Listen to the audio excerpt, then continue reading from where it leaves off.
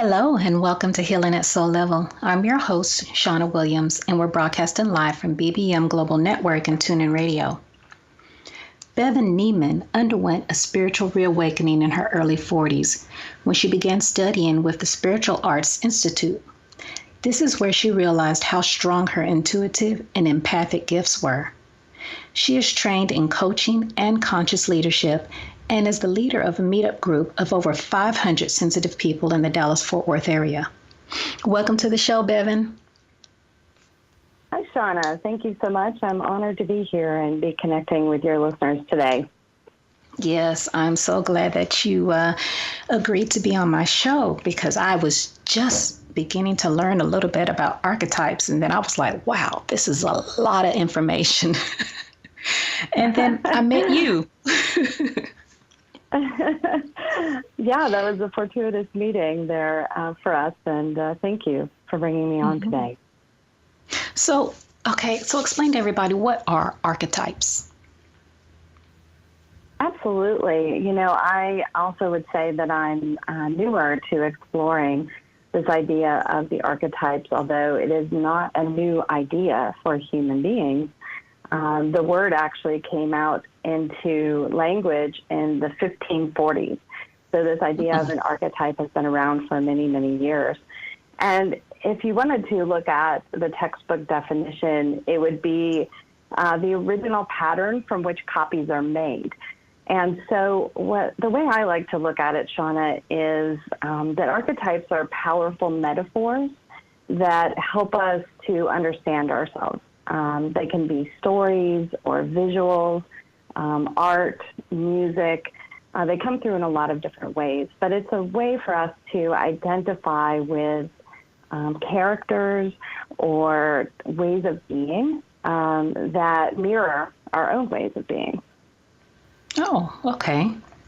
I mean, that was a really good explanation. So, can you give me a few? Go ahead. Oh, I'm so sorry to interrupt. I was going to say many of the stories since ancient times were passed down orally and then later in written form from generation to generation. So these stories are ancient, as they come forth into modern times.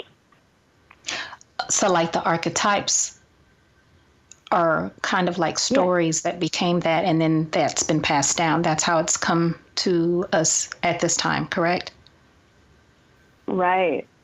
Okay. So one archetype that a lot of people are very familiar with, and there have been stories spanning in every culture, every religion, all the way up to modern times, is the hero or the heroine's journey. So that's something, we have movies about it. We have characters that are heroes or heroines.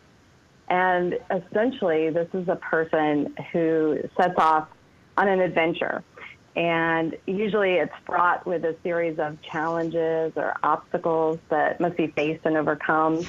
It's definitely going to involve growth and learning and mistakes and sometimes triumphs. And then generally at the end, there's some kind of achievement or some goal, right? And so the hero or heroine's journey is one of our most long-standing archetypes. And, this reflects our own spiritual journey, as we are spiritual beings having a human experience. We come into this world and we're born into a specific family, and we have experiences and adventures, if you will. And we have strengths and we have challenges along the way. And we learn and we evolve and we grow. And so each of us plays out that hero or heroine's journey in the same way that these archetypal characters have. See, I always knew I was part of those Disney movies. Well, there's a reason that they resonate so much with us, because we see ourselves in them. And, in more modern times, the author Joseph Campbell really dove into this idea of archetypes and mythology. And he actually broke the hero's journey down into this diagram of, first this happens and this happens, and they face an evil influence, and they overcome that, and then this and this, and they come into, self-realization and so forth. And there's also a author named Maureen Murdoch who expanded upon that work because she believes that women actually experience a different kind of journey and different sort of challenges perhaps than men do. And she developed this model for the heroine's journey. And what's really interesting about this is that there have been, of course, throughout history, like more heroes' journeys than heroines' journeys. I think, when I was a child, there were only a handful of stories about women and powerful women and women who overcame things at all costs and so forth. And so, of course, I gravitated to that. I think as we come into modern times, we're seeing, more of that. We're seeing more empowerment. And that's a positive thing, is that women can see themselves in these stories and these metaphors as well. Yeah, that's true. That's very good, because it's very empowering, which is what everybody needs, to be empowered. Very true. Right. So why is it so important, though, to our society? Other than the empowerment, is there other reasons? Right. Well, a little bit later, I'll talk a little bit about Carl Jung and the collective unconscious. And I think that's a really interesting way to answer your question about, how we identify with these archetypes, both on a societal level as well as an individual level. Now, of course, we're all unique human beings. We all have our own story.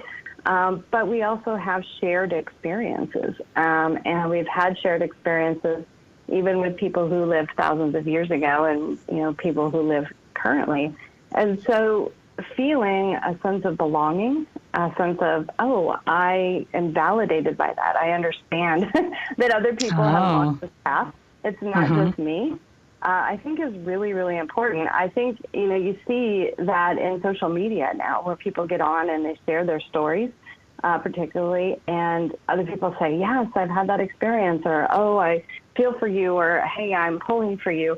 And we need that as human beings. We, having a sense of belonging is one of our basic needs, to be a part of a community.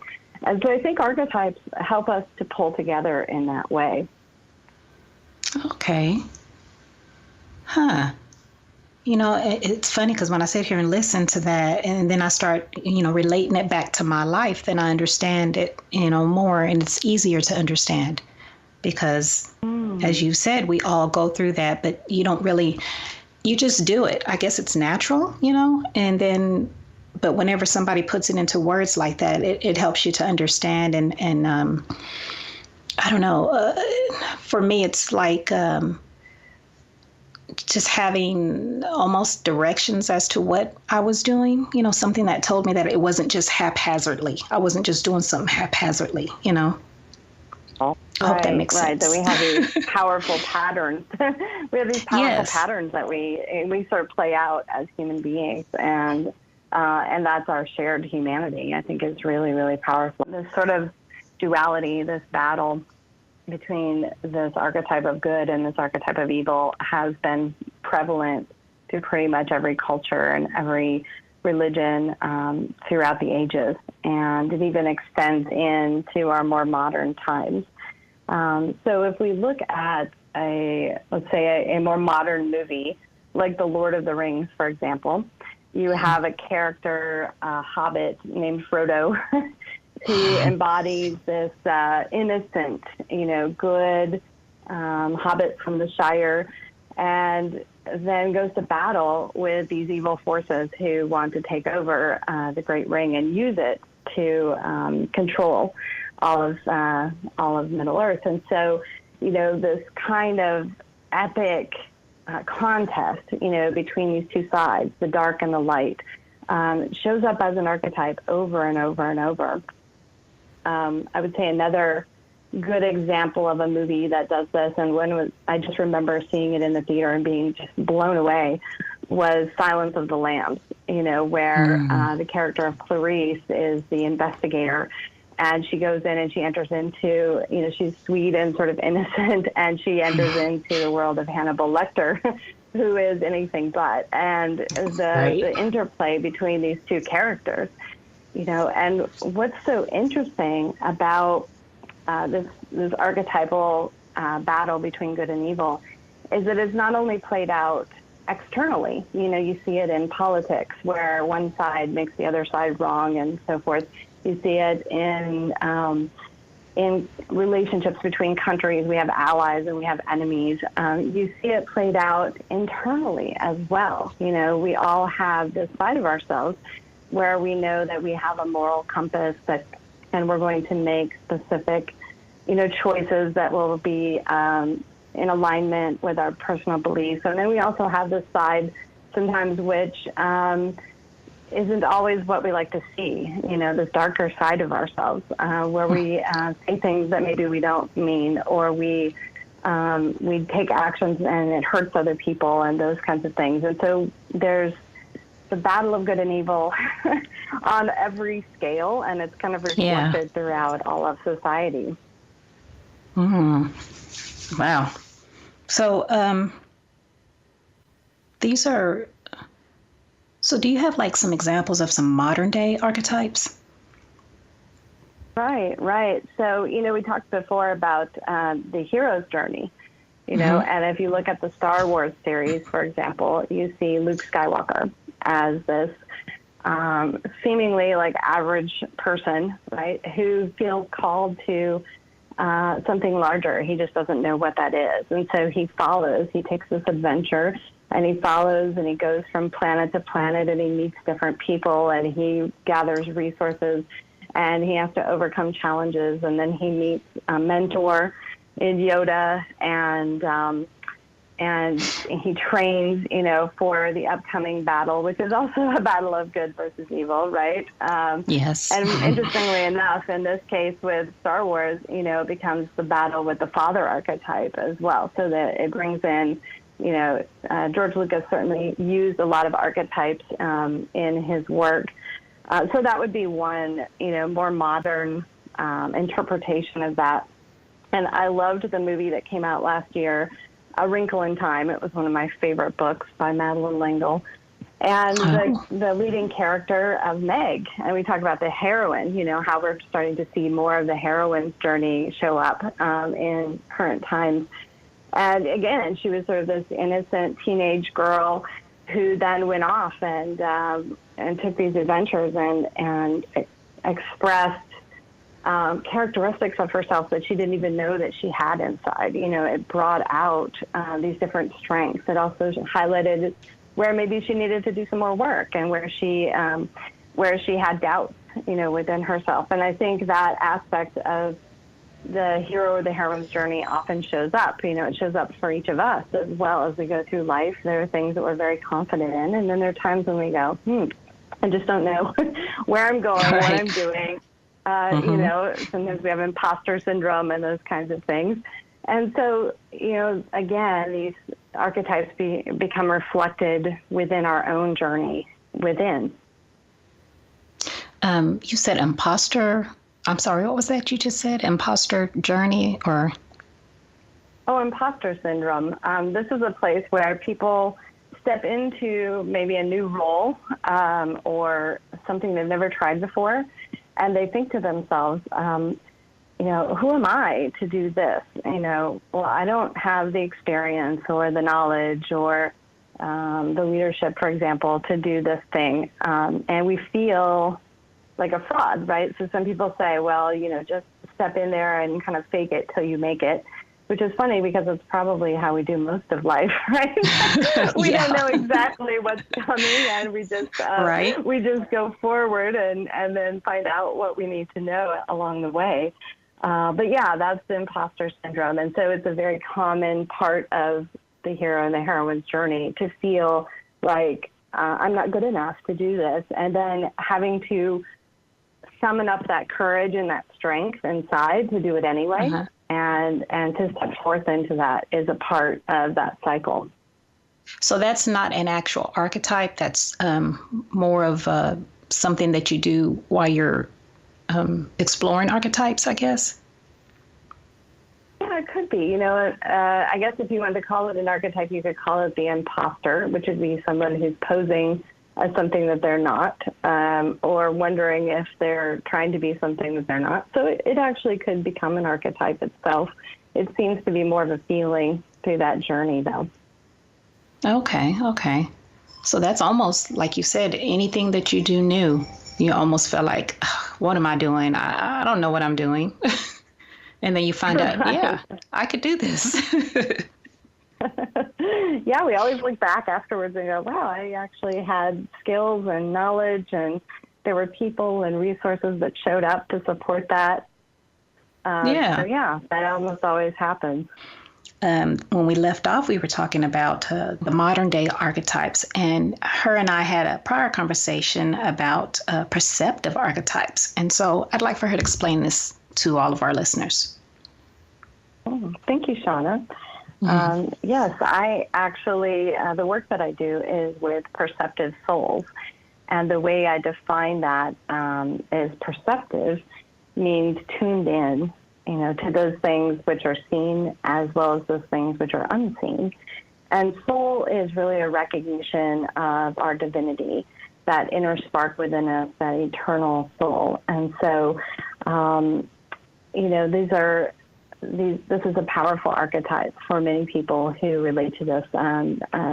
Perceptive souls can be intuitive, empathic, very connected, sensitive. And so what I did is one day I went to walk in the forest, as I love to do as a part of my meditative practice.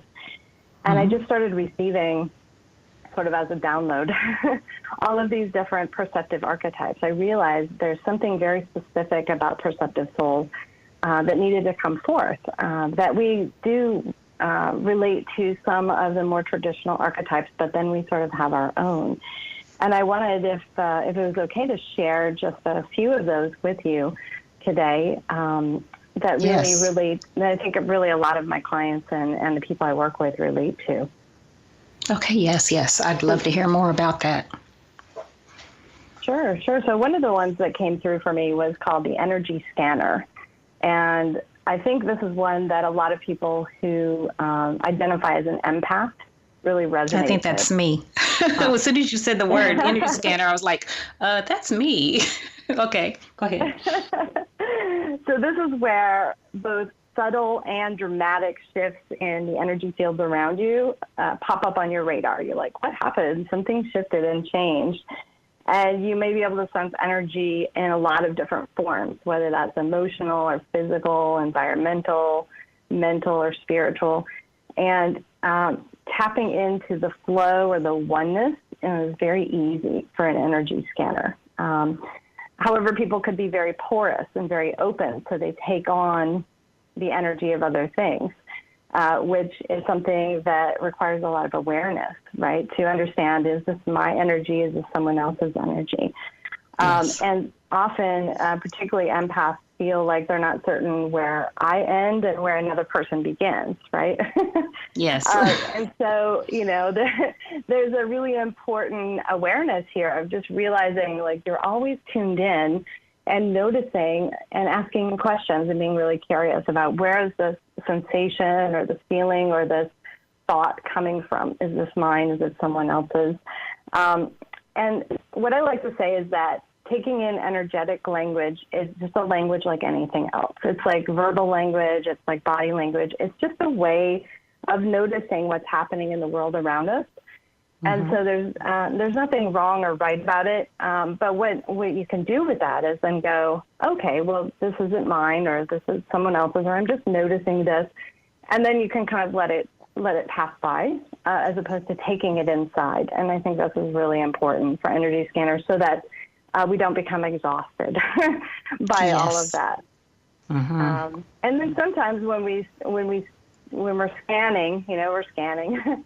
And we notice something about another person, we realize, we may be kind of encroaching on their privacy, their energetic privacy. And so if it doesn't involve us, we can just notice and then kind of move on, right? Yeah. Because no one really likes to be read that way. So this is just one of the 3 archetypes, and one of the 13 archetypes that came forward for me. And I just think that it really seems to resonate a lot with empaths.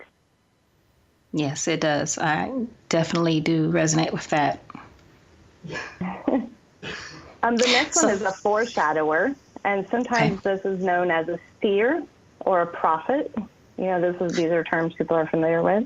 These are people who have the ability to kind of sense into the future and predict what's likely to happen. And they're usually correct often enough to kind of be scary, right? They may receive messages through powerful dreams or visions, or just have an inner knowing about what's going to happen. Some of these messages may show up very clear, while others are more symbolic. So we don't always know exactly maybe what it means until after the fact, or until we get some kind of verification. Anytime we receive a vision, it could be one of infinite number of possibilities. So just because we see something doesn't mean it's exactly going to happen that way. It could, or it may not. It's just one of the things that can happen. And there are a lot of factors into play as far as people making choices that will determine what path something takes in the future. Though the one thing that foreshadowers really struggle with is, do I tell people what I know? If you see something for another person, do I tell them? And what I would say about that is, you can ask them, there was something I received for you. Would you like to know it? Would you like me to tell you? And if they say no, then just respect that, because it's really important. Not to force something upon another person, or you could actually influence the outcome when you're not supposed to. So this is a little bit about being a foreshadower, and it's a responsibility because you can see things, but it's also a beautiful gift as well. Yeah, sounds like it. Well, I don't have that one. Yeah, I mean, some people have, really resonate towards some of the archetypes and not others. What's interesting about it is I realized as I wrote these that I, at one time or another in my life, have expressed all of them. I don't express all of them all the time, but this one was more, prevalent at this point in my life, and a different one was more prevalent at another point. But it was interesting to find out that I could write these because I've actually embodied them. Okay, I get it. I get that, yeah. I think it's happened in foreshadower maybe 2 or 3 times in my life, so not very much at all. Right, it may not be the strength, but it's occasional. Yeah, okay. Mm-hmm. It's called the Awakener. And these are generally people who feel called to be something like a spiritual teacher or a mentor. They want to help other people elevate their consciousness, and they're here to help wake up the world, right? So it's a beautiful calling. They often have a lot of wisdom and feel like an old soul. They feel like, I've been here before, and I know all these things, and I'm bringing this forward. And what awakeners have to do is to be able to develop a very strong personal inner belief in themselves. One thing to be really careful about if you resonate as an awakener is that you are not responsible for transforming everything by yourself. At the break, Shauna, you and I were talking about finding your tribe and connecting with other spiritual leaders and people who are doing this work. And, we can feel a heavy responsibility, but we're not responsible for impacting everyone or the whole world. We need to do our part in our piece, and then work with others to do their piece and their part of this as well. And making sure you're not sacrificing everything in order to give, and that you also do your self-care, and that you have hobbies and a personal life and so forth. This is really important for those who feel called to be in service to others and help other people awaken and elevate their consciousness. Yes, balance is definitely the key. That's something I had to learn because I just wanted to keep giving, and then there was nothing left. So, yes. Right. Mm-hmm. I know that there was something that you're really passionate. I believe it was leadership archetypes we talked about. Absolutely. My work recently is really diving into this idea of how do perceptive souls view leadership? And I did a recent survey on that. And, we can look around our world and see that there's a lot of despair, where there's negative energies, and, we're still struggling with things like racial and gender inequality and dramatic income gaps between the wealthiest and the poorest people. A lot of companies still put profit before human beings or before our planet. But then there's a lot of really great things that are going on as well. A lot of things are shifting and changing people's mentalities, and particularly mentalities in the business world as well. It's going slowly, but of course this is why we're here, right? Is to help make that shift. And so I've been looking at this archetype of leadership because obviously leadership is what directs a lot of our culture. It directs a lot of our business work. It directs many things in our society. And for many, many years, leadership looked like sort of top-down micromanagement. It was primarily masculine and European descent. There was a lot of control or asking people to be compliant. There was misuse of power. And so particularly perceptive souls don't work well within those kinds of environments, right? We look at all that and we say, this is not for me. And I think because there's been this sort of more traditional view of what leadership looks like, many perceptive souls, although they have really great skills in this area, have rejected leadership. A lot of them will say, I don't even like the word leader. I don't want to be that. And then again, I think that I've seen people, leading from this sort of position of authority because that's all they've ever had as a role model. You have to be sort of emotionally detached and make the hard decisions and do these things, even if you know in your heart it's not the right choice. So what I'm really interested in is how do we shift this definition of what leadership looks like? Because I believe that we can do better as a world. Yeah. And I believe that we're at a crossroads in terms of consciousness. We can either kind of continue on this path, which is sort of leading us down a way that's not aligned and it doesn't provide for even the basic needs for everyone on our planet. Or we can go this other direction where we can see leadership as something which is more conscious and empathetic and loving and caring. And I just really feel like perceptive souls have so much to bring in this arena that I've developed my entire coaching and mentoring model around this. I believe our world needs what we have to offer, and that we're a part of this larger awakening across our planet, and we have a role to play. I agree. I mean, completely. This is a little bit off of the subject of archetypes, but as far as the leadership and everything goes, there's a new show on, I think it's Lifetime, and the guy is called Seatbelt Psychic, and he's like a Uber driver, and so he drives people around, and then what do you do for a living? Oh, I do this. What do you do? I'm actually a psychic. They're like, what? But it's such a good show, and he's introducing people to something that they either didn't believe or had no idea was out there, and it's changed a lot of their lives. That's what they said afterwards. It's changed a lot of their lives, and it helps you to open up and be more open to things. I feel like when people are more open, they don't have that hard leadership attitude or quality or whatever you might want to say. Right. Right.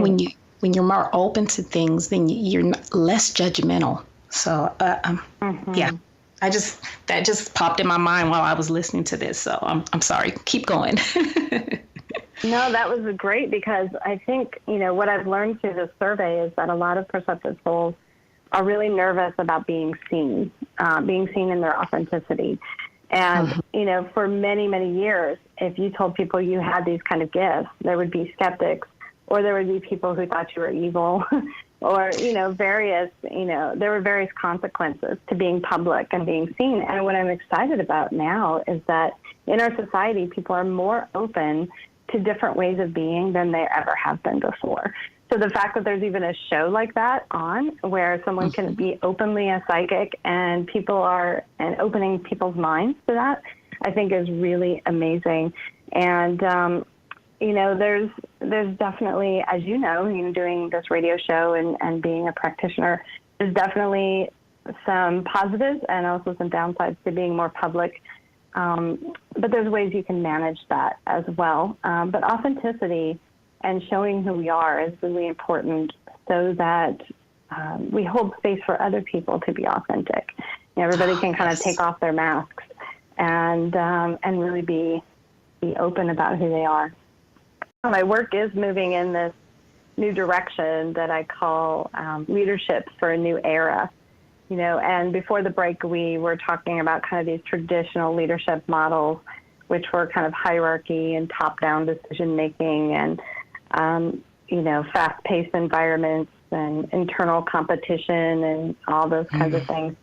Mm-hmm. And that many sensitive and perceptive people really struggle in those kinds of environments. And so they may be reluctant to step into a role that's more demanding or that might require them to make a decision that goes against their value system, or if there's a lot of politics or conflict or game playing, those things going on in the workplace. You see a lot of perceptive souls moving into entrepreneurship because, and that's probably where you and I traveled that journey, just because, you get to set your own tone in your own culture. And it's not always the easiest path, but sometimes it feels much more in alignment than, say, the corporate world. Although I would like to say that I think it would be important for some people to stay there and to really affect change. And I know that's happening. It's just it's a process of seeing those changes shift and so forth. And I think before the break, I also mentioned I was doing this survey about how perceptive souls look at leadership. And what was really interesting about that is I asked them to rate a list of leadership qualities. And I said, pick your top 5. And I wanted to share with you overall what perceptive souls think about leadership and who they believe that leaders should be. And the top quality that they chose were that leaders should uplift others and recognize each person's strengths. And I think that sometimes perceptive souls don't feel uplifted. They don't feel understood. And so it didn't surprise me that this was one that they would choose as the top leadership skill. And it's something that we do very well. We can see other people, we sense other people's strengths. We notice that. We generally come from this place of positivity and wanting everyone to succeed. And we enjoy collaboration more so than competition, although sometimes it can be competitive. But collaboration feels so much better for us because, especially like the energy scanner, we have no problem being in the oneness. And we like the oneness. It feels great. It does. And so uplifting others is so, so important in the leadership world. And then the other one is leaders who listen and learn from others. This is saying that as a leader, I don't know everything. I don't even need to know everything. I think in the past there was this idea that leadership is like you have to have all the answers. Well, leaders are not going to, and we live in a very complex time. So you need a variety of different viewpoints, and you need to assemble a team of people. It doesn't matter whether you're in a volunteer organization or in a corporate America or on you're developing your own entrepreneurial team. You need diverse viewpoints because this is what makes it much richer, and you're going to get a perspective that you didn't expect, and someone's going to say something. It's like, wow, that totally shifted my entire perspective on this discussion.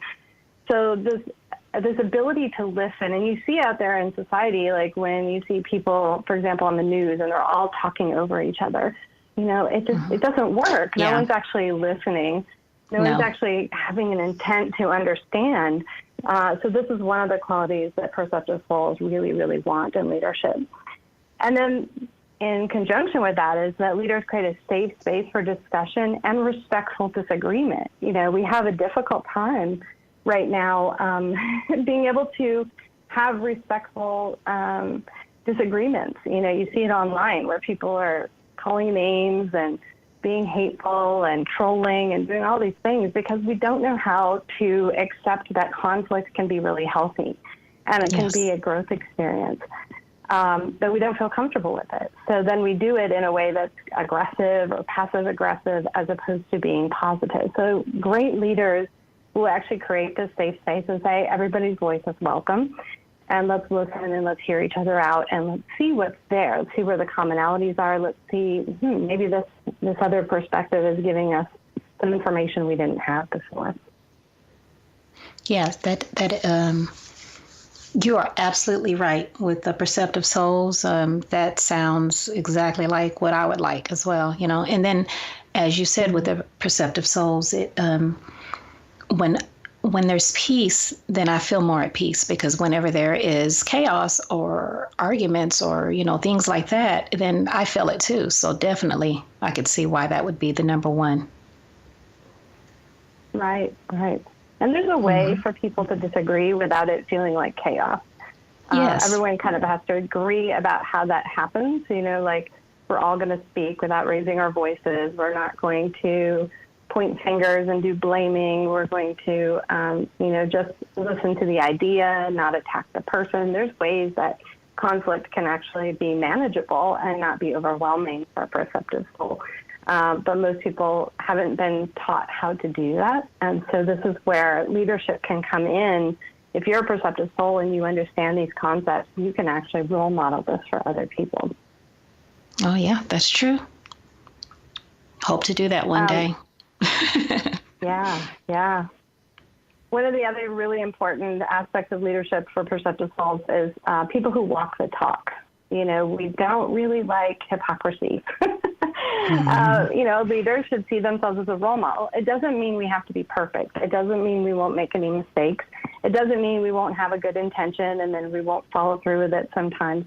But generally speaking, if you're asking me to do something, are you willing to do it yourself? Is a really big piece. And if I'm stepping into leadership, am I just saying things, or am I actually implementing them in my own life? And this really comes into play, particularly with those who are called to do some kind of service in the spirituality world, is that we have to be doing our own inner work in order to be leading and teaching others. We have to be doing, whatever that is, daily meditation or spiritual practice. And it doesn't mean we have to be perfect. It just means that we have to have that strong intention to do that. Exactly. You're absolutely correct. I'm your host, Shauna Williams, and we're broadcasting live from BBM Global Network and TuneIn Radio. Today's guest, Bevan Neiman, has been talking about archetypes, and she has given us so much information about it. But you can learn more by contacting her at Perceptive Souls. Bevan, can you tell them how to reach you and what other modalities or offers that you may have? Absolutely. My website is perceptivesouls.com. And if you go there, you can actually click on the Learn and Connect tab.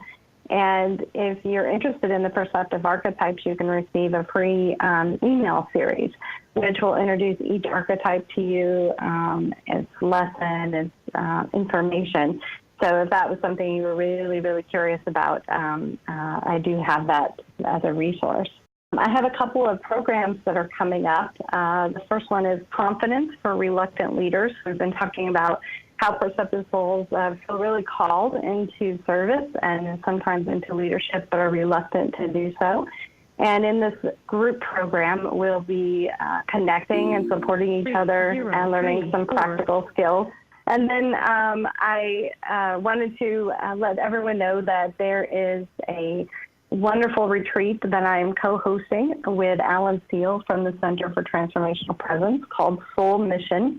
So if you do feel this strong calling within, but you're just not certain what that comes from or how to articulate that, this weekend retreat will help you get very clear about what your soul is asking for, and you'll be able to take some next steps to follow your heart and your soul and to serve. This is coming up in February, and it will be hosted in Grapevine, so right here in our local community. So there's a lot of different ways to get involved with me. I also do individual one-on-one personalized mentoring for perceptive souls around leadership, around relationships, career, a lot of different topics. So if you go to perceptivesouls.com, there's many ways that you can get connected with me. Okay, that's great. That's great. So I want to just reiterate that in order to reach you, we would go to perceptivesouls.com and just go on there. That's to click on. You offer services that's also listed on your website that they can check out, correct? Yes, absolutely. There's a section that says, let's work together. And they can go there and see all of the different ways to get connected with me. Okay. Well, I'd like to thank you for being on my show today, Bev, and this has been great. I've learned so much about archetypes. I mean, a whole lot more than, the little bit that I knew to begin with. And I just want to tell the listeners, again, contact her on perceptivesouls.com, and you can also email her at tunedin, that's TUNEDIN, at perceptivesouls.com.